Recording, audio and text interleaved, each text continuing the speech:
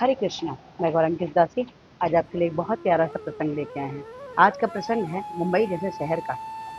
मुंबई जैसे शहर में भी कई ऐसे भक्त होते हैं जो कृष्ण की भक्ति करते हैं और कृष्ण की भक्ति करते हुए भी वो लोगों को कृष्ण भक्ति के लिए प्रेरित कर पाते हैं।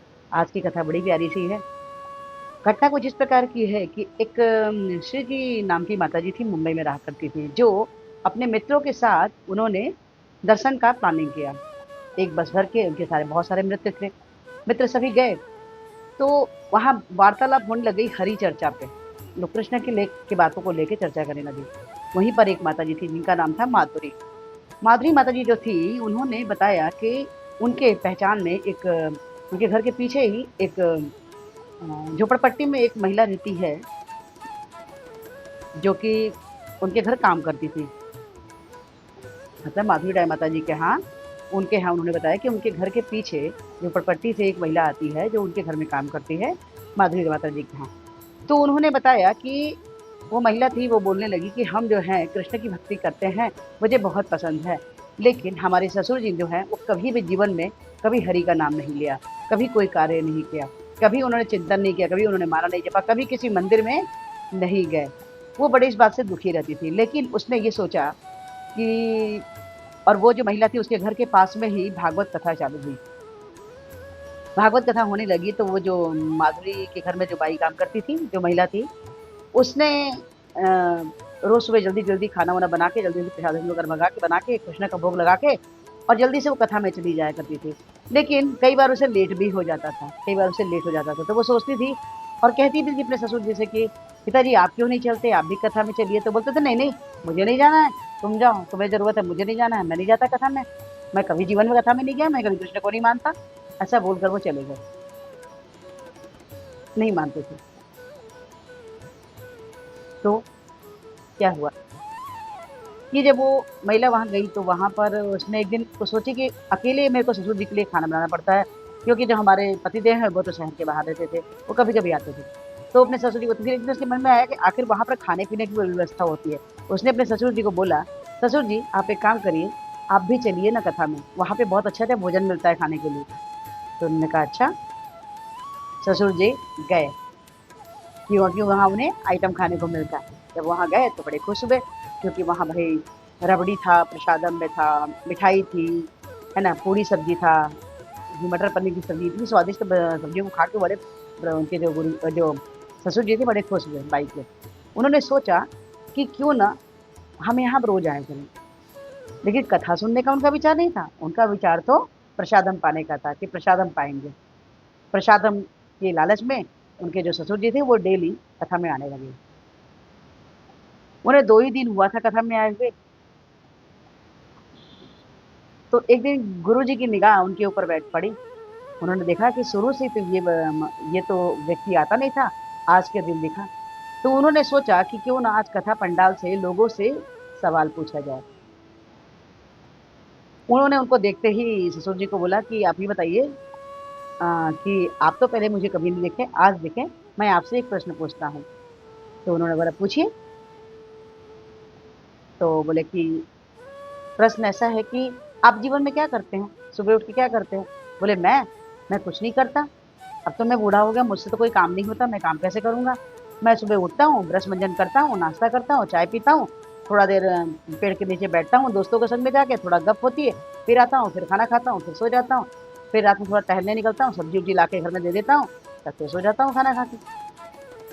तो पंडित जी बोले अच्छा, तो इसका मतलब आपने कभी प्रभु का नाम नहीं लिया? बोलते नहीं, मैंने कभी प्रभु का नाम नहीं लिया। तो उन्होंने बोला कि अच्छा, तो फिर आप इस पंडाल में कैसे आ गए? तो वो व्यक्ति इतना तो था कि कम से कम झूठ नहीं बोलता था। उसने बोला मैं अपनी बहू के कहने पे ही यहाँ आया हूँ, यहाँ प्रसाद बहुत अच्छा अच्छा मिलता है, स्वादिष्ट मिलता है। तो गुरु जी मुस्कुराए, उन्होंने कहा कि अच्छा, चलिए अच्छी बात है, आज मैं आपको एक कथा सुनाता हूँ। वो कथा इस प्रकार थी। गुरु जी ने कथा सुनाया कि एक एक गांव में एक व्यक्ति हुआ करता था। उन्होंने बोला कि एक व्यक्ति हुआ करता था, वो जो है कभी भी हरि का नाम नहीं लिया, उसने कभी भी हरि का नाम नहीं लिया। और लेकिन एक दिन उनके पड़ोस में एक नया व्यक्ति रहने के लिए आया। तो उससे पंडित जी ने पूछा कि ये बताओ कि तुम कभी हरि का नाम लिए हो? तो बोले नहीं। बोले अच्छा, आपने कभी हरि का नाम लिया? नहीं लिया।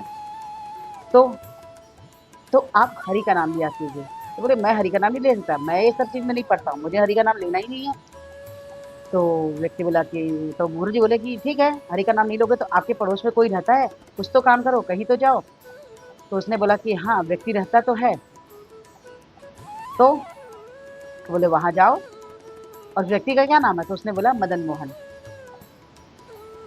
तो वो क्या कार्य करता है? वो मिट्टी का बर्तन बनाता है, कुम्हार है। अच्छा, तो एक काम करो, उसको जाके सिर्फ उससे इतना पूछना कि और मदन मदन कैसे हो, क्या हो रहा है, इतना तो पूछ सकते हो। तो बोला हाँ, इतना तो पूछ सकता हूँ। तो कथा में गुरु जी उसको बता रहे थे। वो व्यक्ति जाता है और मदन मोहन से पूछ जाता है अपने पड़ोस में, पीछे जाके पूछता है करके, और मदन जी कैसे हो, क्या हाल चाल है, सब ठीक तो है। रोज रोज हर पूछता था।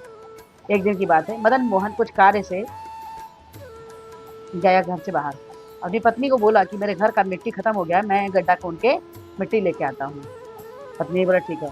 वो व्यक्ति जो है वो हर रोज की तरह उस दिन भी गया और जाके मदन मोहन को आवाज दिया, मदन मोहन तुम कहाँ हो, मदन मोहन तुम कहाँ हो।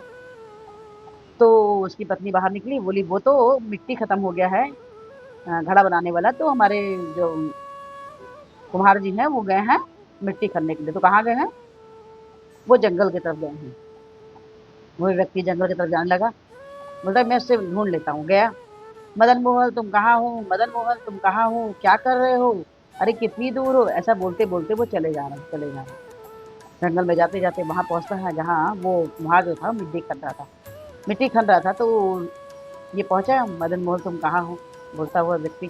तो वो व्यक्ति पहुंचा वहां पर तो देखता है कि वहां से कुम्हार एक बड़ा सा मटका निकालता है, उसमें सोने की मोहरें होती हैं।